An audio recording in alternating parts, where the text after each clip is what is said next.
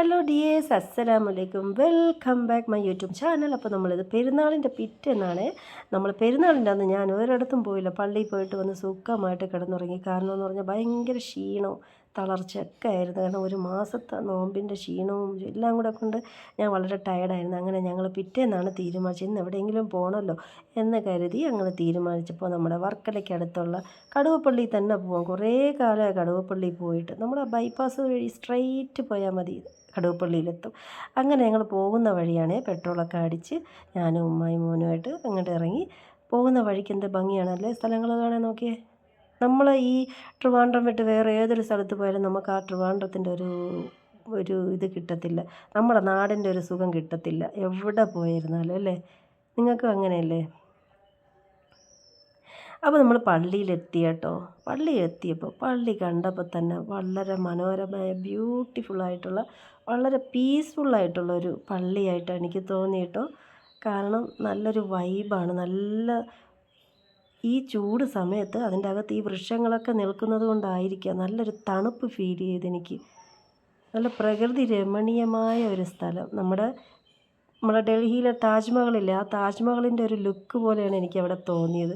നമ്മുടെ കേരളത്തിൻ്റെ താജ്മഹലെന്ന് വേണമെങ്കിൽ പറയാം. പള്ളിയുടെ ലുക്ക്, ആ മിനാരമൊക്കെ കാണണം. ആകാശങ്ങളിലിങ്ങനെ നിൽക്കുന്ന മിനാരം കാണണേ, എന്തൊരു ഭംഗിയാണ് ആ പള്ളിയുടെ ഇതൊക്കെ.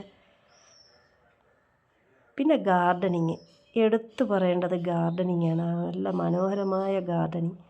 പിന്നെ വാഴത്തോപ്പും, അതുപോലെ ഏക്കർ കണക്കിനുണ്ടെന്ന് തോന്നുന്ന സ്ഥലം അവിടെ. പിന്നെ കുറച്ച് നേരം നമ്മുടെ ഈ പ്രയാസങ്ങളും വിഷമങ്ങളും ഒക്കെ കുറച്ച് നേരം അവിടെ ഇരുന്ന് ഇങ്ങനെ മനസ്സ് തുറന്നപ്പോൾ തന്നെ എന്തൊരു സന്തോഷമായി. മനസ്സ് വല്ലാത്തൊരു ഫീലിങ്സ് ആയിരുന്നു എനിക്ക്. ഭയങ്കര വെള്ളം ദാഹമായിരുന്നു കേട്ടോ. വെള്ളം ദാഹവും വിശപ്പും ഒക്കെ ആയിരുന്നു. ഭയങ്കര വിശപ്പായിരുന്നു. പിന്നെ അവിടെ നിന്ന് വെള്ളമൊക്കെ കുടിച്ച്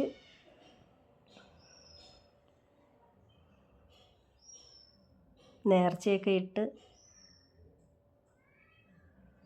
നമ്മുടെ ഈ ആത്മീയ സമാധാനത്തിന് പറ്റിയ ഒരു പള്ളിയാണ് ഈ പള്ളി. അങ്ങനെ എല്ലാം കഴിഞ്ഞ് ഞങ്ങൾ തിരിച്ച് വീട്ടിലോട്ട് പോകാൻ വേണ്ടി പോവാണ്.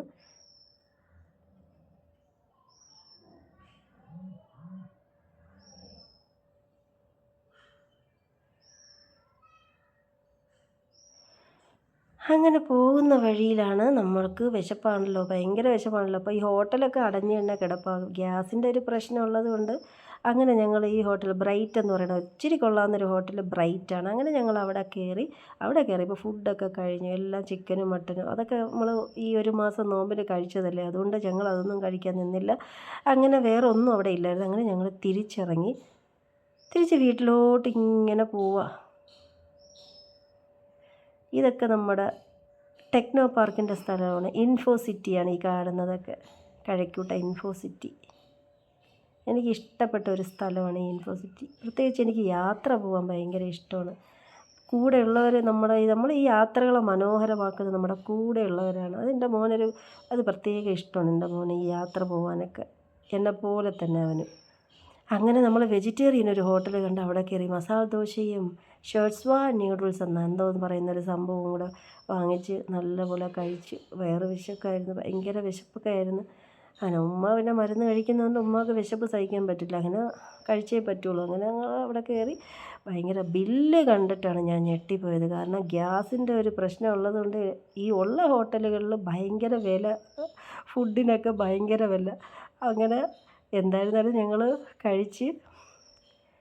ഷേർട്സ്വാൻ നൂഡിൽസ് എന്ന് പറയുന്ന സംഭവം എനിക്ക് ഭയങ്കരമായിട്ട് ഇഷ്ടപ്പെട്ടു കേട്ടോ.